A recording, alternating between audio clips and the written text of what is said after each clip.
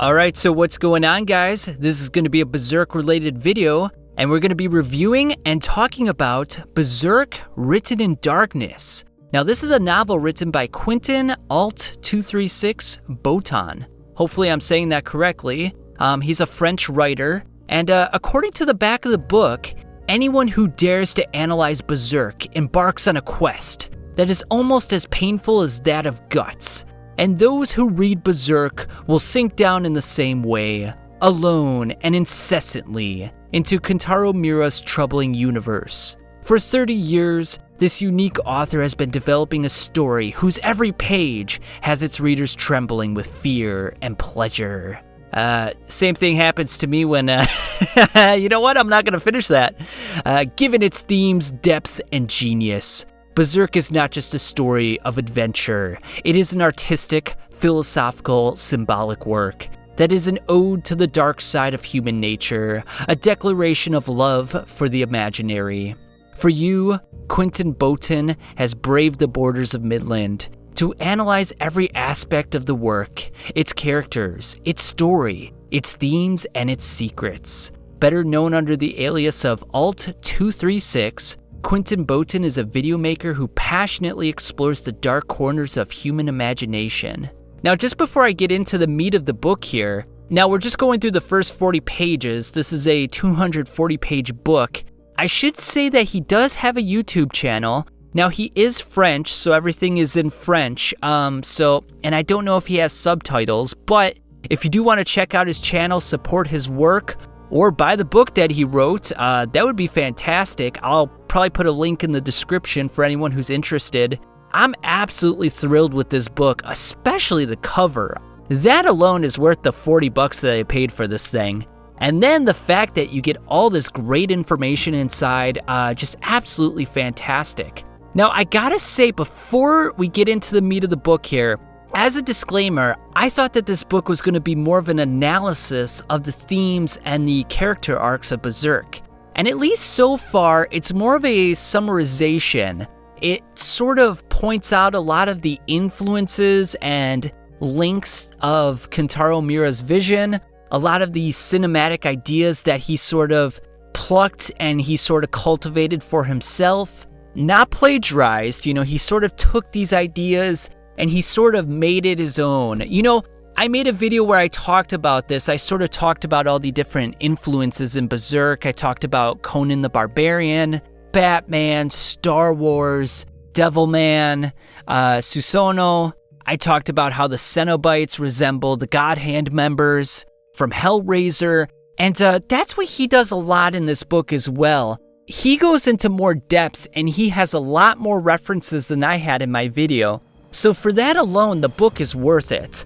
But, I gotta say, I thought this was gonna be a lot like the videos I make in terms of exploring and analyzing the psychological and philosophical aspects of Berserk. I heard the name David Hume in one of the reviews for the book before I actually received it, and I'm like, oh, okay, so it's gonna be philosophical. And, I looked at the back, the main work cited, and Joseph Campbell's in here as well. He was a Jungian psychologist, and I see H.P. Lovecraft, J.R. Tolkien, and Sun Tzu from The Art of War.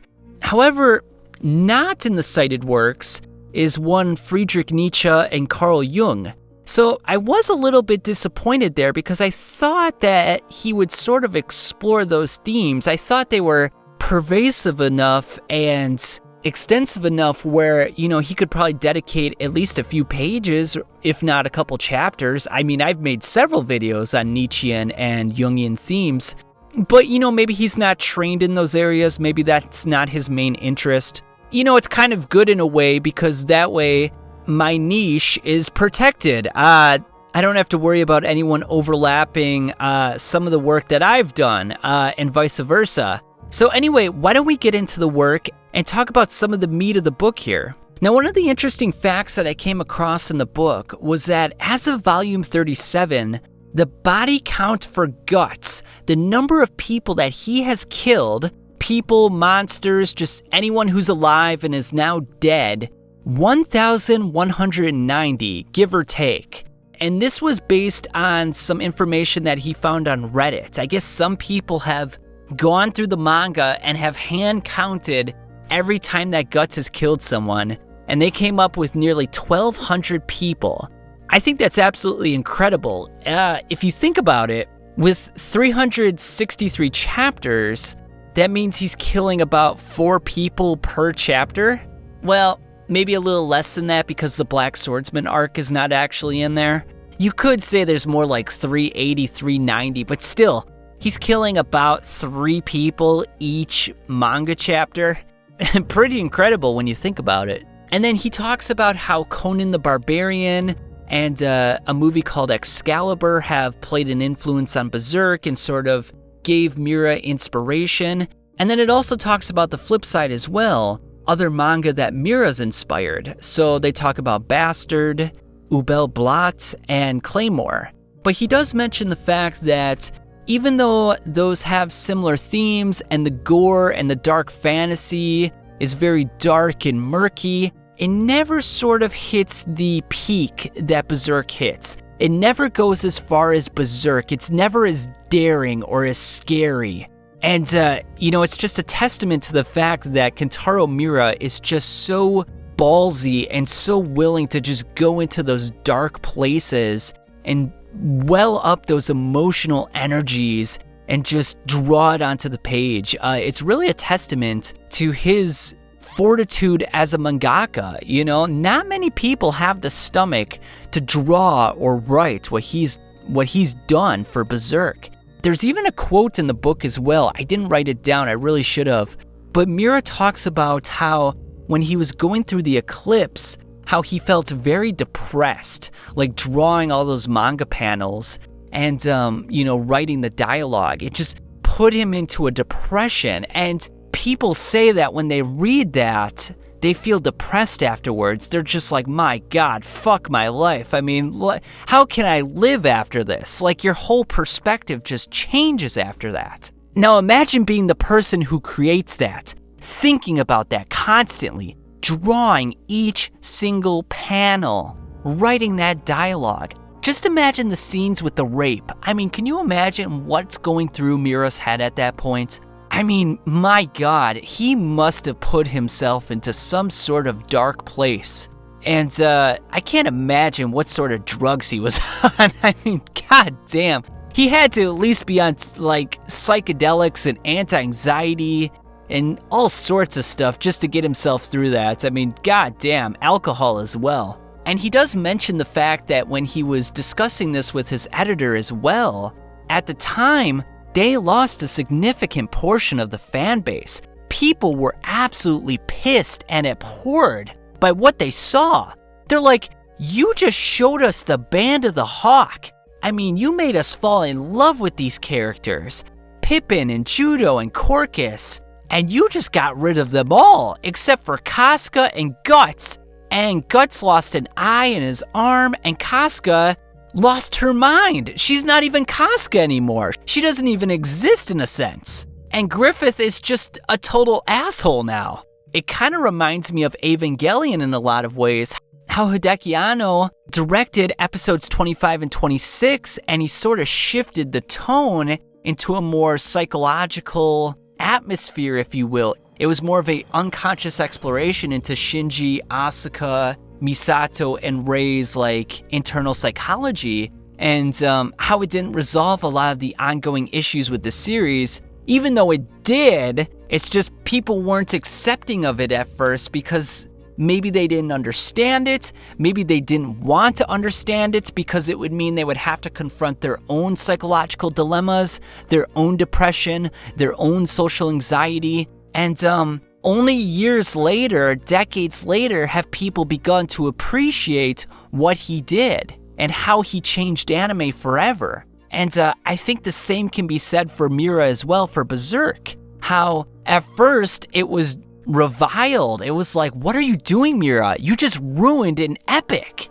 The Golden Age arc was the most beautiful story ever told, and you just fucking shat all over it. But then years later, people said, maybe he had to do what he did. Maybe he had to sort of flip the script. sort of changed the paradigm because you didn't expect it. No one expected what we saw. Even though we saw the Black Swordsman arc, even though we knew that Guts hated Griffith, no one could predict what happened during that moment. Every chapter you read during the eclipse, you felt terror in your heart. You felt like, what the fuck is going on? I don't understand. How can this happen? You know, for Miura to do that, for him to have the guts, and that's just the perfect word, guts, to have the guts to just say, you know what, I'm going to go through with this. It's going to cause me depression. It's going to make the fan base hate me for a time. It's going to completely change the story and the atmosphere and the vibe. But it has to be done because it hasn't been done before and it may never be done again. And if not me, who? Who is going to be bold enough to pull this off? I would say no one. And that is one of the reasons why it's one of the greatest, and in my opinion, the greatest manga ever told. So then he also mentions video games that are inspired by Berserk as well, Dark Souls and Bloodborne. Now, I will say, although I am enjoying the book so far, I am a bit disappointed in the fact that he doesn't get a little more into the nitty-gritty. He provides a little bit of a blurb for each cultural influence. I kind of wish he would get more into like specific aspects, like, you know, Conan the Barbarian, the fact that he got the sword from the Skull King, just like Guts talks to the Skull Knight and he receives weapons and advice from him. I wish, I haven't played Dark Souls myself, but I wish he would go into the fact like, oh, Dark Souls had this and that and the other thing, and they point to these aspects of Berserk. Those are direct influences.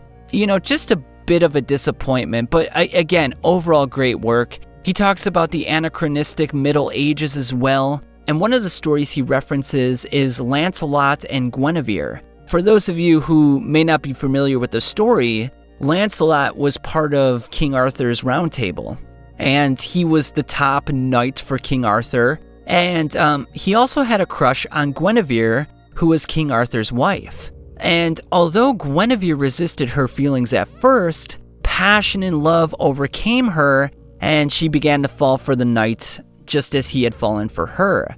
Eventually, the two decided to consummate their love, and they went to Guinevere's bedchamber. However, King Arthur's nephew and 12 other knights caught them, and as a punishment for their infidelity, Guinevere was condemned to be burned to death. And Lancelot had to set out to rescue her, killing several of King Arthur's knights in the process. And then eventually Guinevere was spared, but became a nun for the remainder of her life. And Lancelot just had to roam about the land as a hermit, and they didn't get to live with each other. Now, this kind of sounds a lot like two love tales in Berserk, one of which being Griffith and Charlotte. Now, it's Griffith and Charlotte in the sense that it's forbidden love. Like, Charlotte is supposed to marry into aristocracy, into royalty, into wealth, to preserve the lineage. And because Griffith is born of common blood, he is not permitted to marry Charlotte. Just as Lancelot is not permitted to marry Guinevere because she's King Arthur's wife. But despite it all, they still consummate their love, just like Griffith and Charlotte consummate their love. However, in both instances, they're caught. Griffith runs away, but he gets caught and he goes into the torture chambers. And, Lancelot has to be a vagabond for the rest of his life. And it also kind of references the whole fact of Guts and Casca's love as well. Because, at first they were fighting their feelings of love, much like Guinevere was fighting her feelings. But then eventually she gave into it, just as Casca gave into her feelings of love as well. And then the fact that Lancelot and Guinevere were never meant to be, they loved each other, but they were forced apart, kind of speaks to the whole post-eclipse where Guts, wanders around for 2 years during the Black Swordsman arc, and during Conviction arc, he's searching for Casca the whole time. And even though he eventually finds her and they're together, she's never really there psychologically, so it's like they're never really truly together, just as Lancelot and Guinevere were never really truly together. And even though Guts got Casca to Elfhelm, and thanks to Danin, they recovered her memories, she's still not fully there with Guts. Emotionally, she can't open up her heart to him. Because we saw that anathema she placed around her heart, those thorns, to protect herself. She doesn't want to open herself up again because it could result in devastation. So we'll have to see if maybe Guts can sort of reverse the story. You know, one thing Mira likes to do is make you believe something's going to happen and then flip the script at the last moment. Of course, we know at this point Mira's already passed, and, it's uncertain as to whether the story will be continued. Possibly his assistants might continue it, and possibly Mira already wrote the manuscript for the conclusion and just didn't draw the manga panels yet. So, we'll have to wait and see how that all plays out, but very fascinating stuff. There was a very nice quote on page 31. Mira is an alchemist of imagination, and I absolutely love this because it reminded me a lot of Carl Jung and his studies into alchemy, and how alchemy was sort of a lens into the collective unconscious and a lens into the individuation process. And it speaks to Mira perfectly because he explores the inner psychology of all these characters.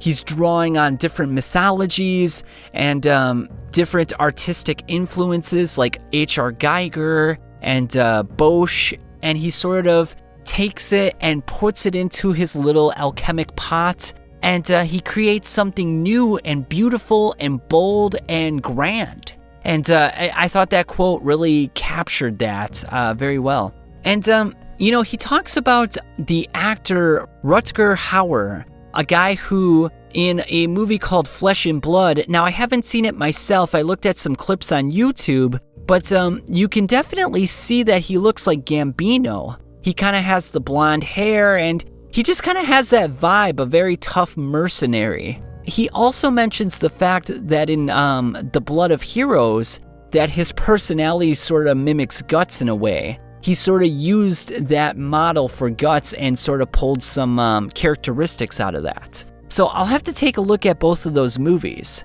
He also mentions the fact that Fist of the North Star, specifically Kenshiro, played a influence on Guts and Berserk as well. And now, this next one is kind of funny. There's a movie called Evil Dead 3, and Mira went to go watch it. I think it was like in the 90s when it came out. And the main protagonist, Ash, has his arm cut off, and as a replacement, he gets a chainsaw attached. And Mira was like, at the time when he was watching this movie, he's like, oh shit, Guts had his left arm removed, and I replaced it with a cannon. And this guy replaced it with a chainsaw, and Guts has a big sword on his back, and Ash has a big gun on his back, and Mira's like, oh god, I hope I don't get sued. Now, I feel like it's different enough, but, that happens all the time. You see movies that come out around the same time that have, like, the same kind of story or the same kind of themes or the same kind of characters. It's just, there's only so many archetypal patterns and character arcs that you can explore. Now, there's new ways that you can explore them, but, there's so many movies produced. There's bound to be similarities and quote-unquote repeats along the way. So I just thought it was funny that he's watching this movie and he's like panicking. He's like, oh my god, I'm gonna get sued. Because this was in the early days of Berserk. Like, he's just kind of getting his start. He doesn't have a lot of money to his name at this point. So if he gets sued, that might be it for him. Like, what if they retract his manga? They're like, hey, no, this is plagiarism. You can't sell this anymore. And then Mira has no money, and then he loses all credibility, and no one wants to hire him as a mangaka, let alone as like a background artist. And then, he's working at freaking Quick Trip or McDonald's. So I thought it was very funny how he was kind of panicking, and it just made me chuckle a little bit. And then the last thing I wanted to talk about was a person that inspired Guts as well. Now, Kentaro Miura says that this person, he learned about him after the fact. Like, he created the character of Guts, and then all of a sudden he started reading about this German knight called Gotz, a very similar name, as you can tell, and he's like, oh my god, like, these guys are very similar. So, for example, Gotz lived in the 16th century. He was a German knight. He lost his hand in battle to enemy cannon fire. Now think about that for a second. Guts lost his hand and replaced it with a cannon.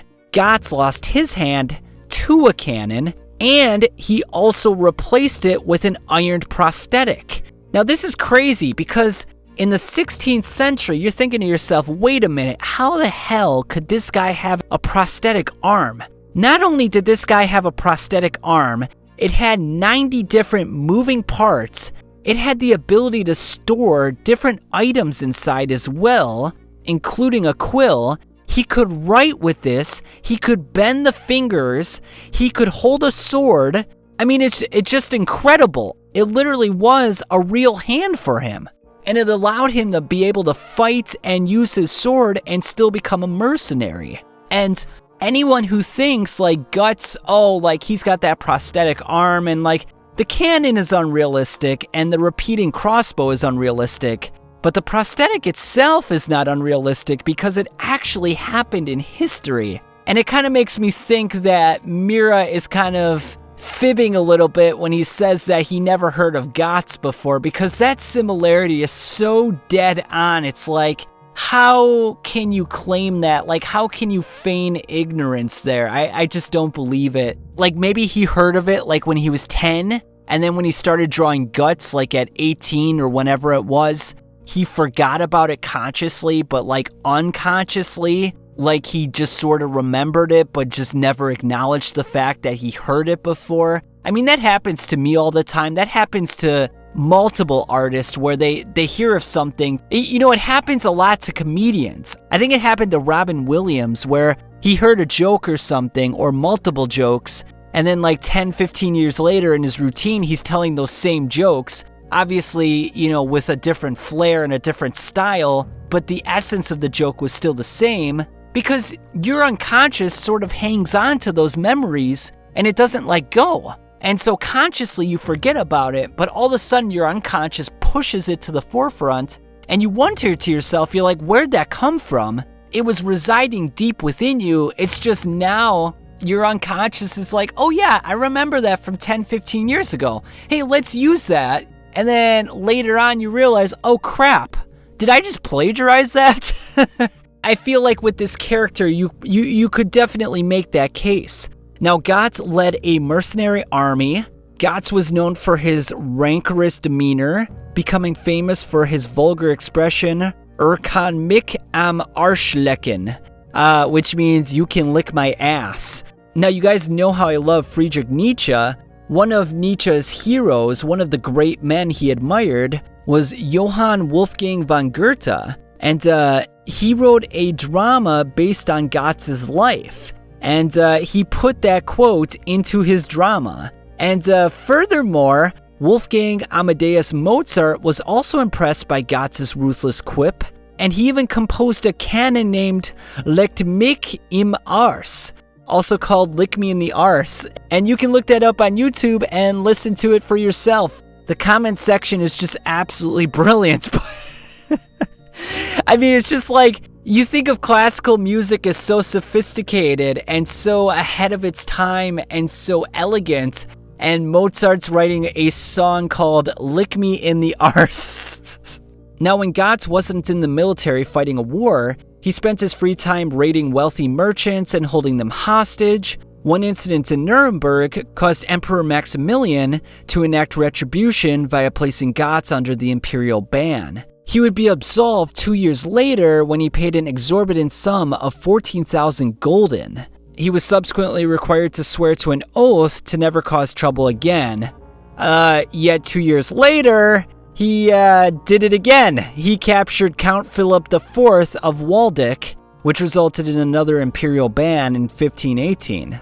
Now, to clarify, anyone placed on an imperial ban was legally considered dead, almost as if they were in the interstice, you know, half dead, half alive. And also, anyone was permitted to rob, injure, or kill them without legal ramifications. So think about this for a second. You're on the Imperial ban, and anyone can rob you without legal ramifications. So it's almost as if it's an incentive to rob you. Just as when Guts is branded by the God Hand, it's an incentive for the monsters to chase after him. So, when Mira says that Guts had no influence on Guts, I just don't believe it. There's way too many similarities. And, for someone to receive the Imperial ban required an act of abhorrence or heresy. But, if you look at this list right here, Guts is the only person who received the Imperial ban twice. He was so ill-tempered and so ruthless, just like Guts, that, he couldn't do it once. It's almost like challenge accepted. I'm not just gonna do this once. I'm gonna do this twice, bitches, because I'm that fucking badass. Also, Guts' first ban lasted 2 years, much like Guts was kind of like roaming by himself for 2 years after the eclipse. No one really knows what he was doing during that time. Now, I did flip throughout the pages because I wanted to see some of the quotes because they were very interesting. And in terms of like the Gots and the Guts comparison, because as you can see, there's just so many freaking similarities between the two. There's a quote by Mira here. He's referencing the fact that, he's made thousands of decisions in his life, thousands of art decisions and story decisions and character decisions that he can't be conscious of them all, of where it's all coming from. And he says, there are things I have consciously taken inspiration from, but there are others that have fallen deep into my consciousness and come back to me out of nowhere much later.